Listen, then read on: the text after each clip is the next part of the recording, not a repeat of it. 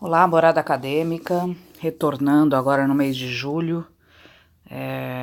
As 2 primeiras semanas ficamos meio offline por conta do início das férias e uma gripe também que me derrubou, mas estamos aos poucos retornando nossas atividades e organizando nossas falas e contribuições. Hoje eu retomo de novo nosso assunto do Foucault, que me parece inesgotável pela importância desse filósofo para as ciências humanas, para a filosofia, não é? Para o hábito de se pensar o pensamento, como diria Deleuze, né? E também criar conceitos nesse processo.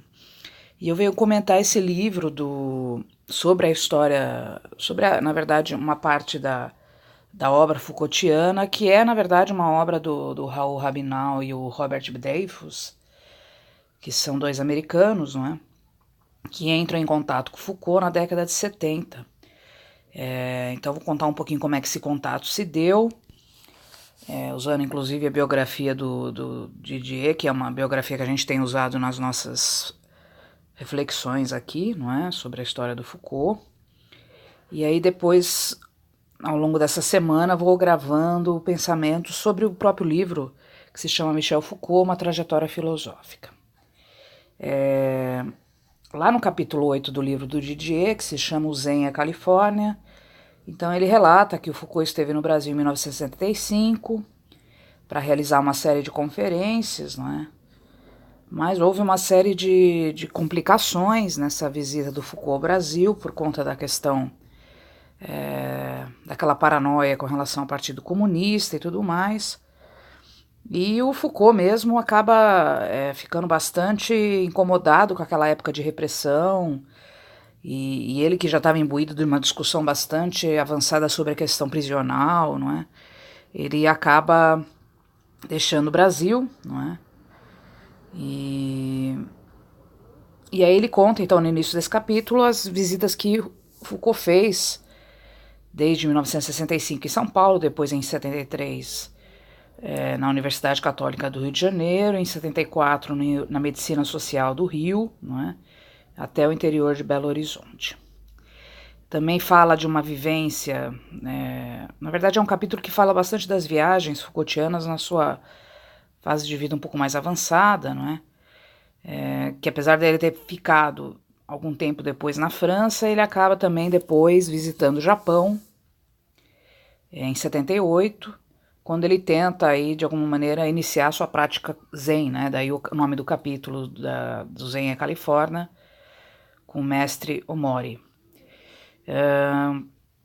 Aí conta essa passagem com relação a essa prática Zen, a filosofia Zen, os saberes, os exercícios, não é? Como é que o Foucault meio que experimenta um pouco dessa cultura mais oriental, não é?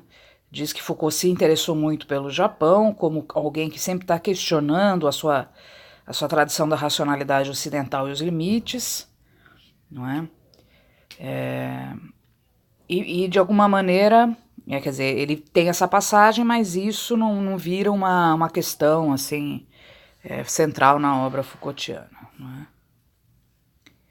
Então essa é a primeira parte do capítulo, muito interessante. O que me interessa um pouco mais acidamente é com relação a quando então ele começa a relatar que o Foucault também tem uma relação muito mais intensa com os Estados Unidos, o que às vezes nos parece um pouco inusitado, né? Até pela rixa, às vezes, intelectual que tem entre a América e a Europa, principalmente a França, a Alemanha, não é? Os contingentes aí. Vai dizer que ele esteve, a primeira vez na década de 70 nos Estados Unidos, a convite do Departamento de Francês da Universidade de Buffalo, no estado de Nova York. Faz uma série de conferências na década de 70, uma análise da justiça no contexto da Grécia Antiga, não é? E uma das coisas que vai deixar o Foucault muito fascinado nos Estados Unidos é o sistema penitenciário norte-americano, em específico uma visita que ele faz em 72 à Ática, não é? Que foi uma das prisões que passa até em cinema, não é? E e que foi palco de violentos motins, aí, de uma repressão bastante sangrenta, com mais de 50 mortos e tal. E o Foucault fica bastante impressionado com a questão de como aquilo se organiza, né? Aquela instituição se organiza nessa enorme fortaleza, que uma das coisas que ele nota, não é, que a aparência exterior lembra-se um castelo medieval.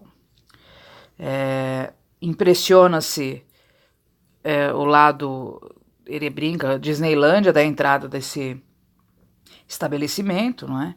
Que esconde, na visão Foucaultiana, uma imensa maquinaria de corredores assépticos, limpos, claros, que determinam ali claramente os trajetos e persfaz o que ele vai chamar, não é, do panoptismo, tá certo? Então, essa questão do sistema prisional para o Foucault ali chama muita atenção, e talvez daí a sua conexão com os Estados Unidos bastante chamativa, não é?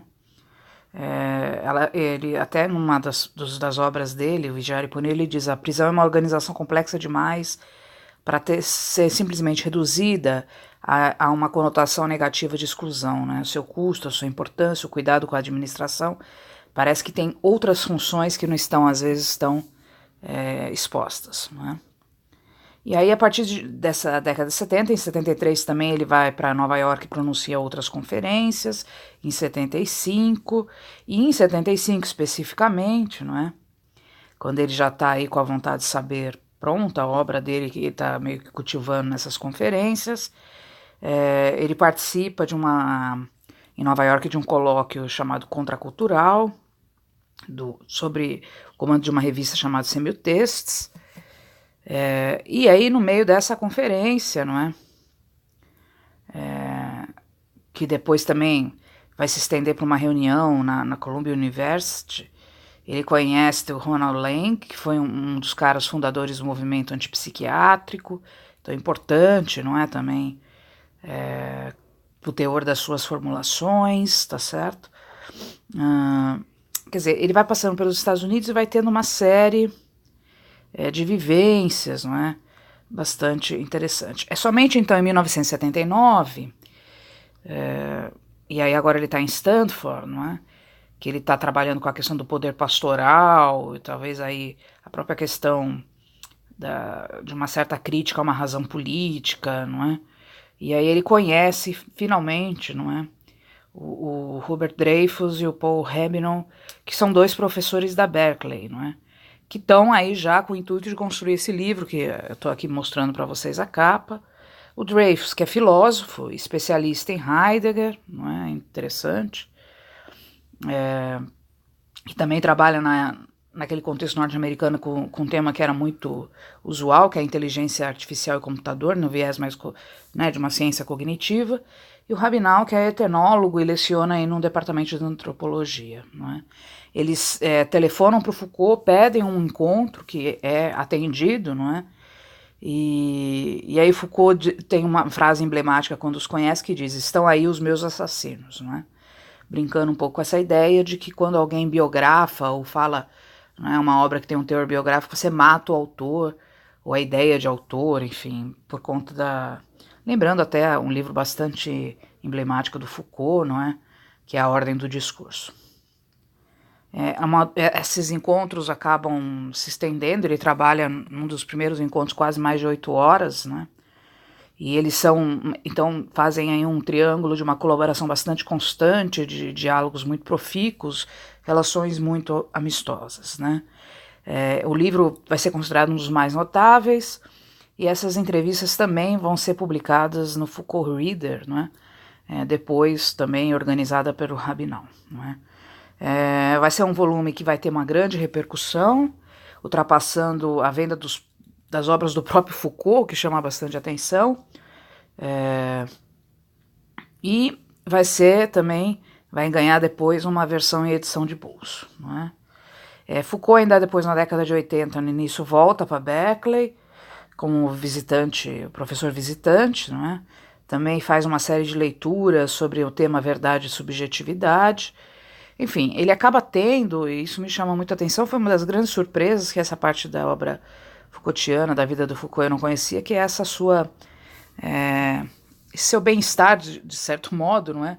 Com os Estados Unidos e esses dois sujeitos. Era uma obra que eu conhecia, mas não conhecia essa sua paginação, não é? Com relação a essa história que havia por trás, não é? E é um livro, então, que chama muito a atenção, o livro desses dois autores norte-americanos. Eu vou estar comentando aqui ao longo da semana, mas gostaria, né, de estar fazendo essa contextualização, porque acho que ajuda. E é um livro que vai começar com um prefácio muito profundo, muito interessante, não é?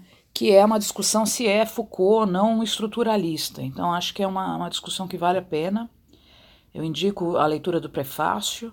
Em breve estarei gravando aí uma nova reflexão para a gente pensar junto, tá bom? Um abraço a todos e uma ótima semana.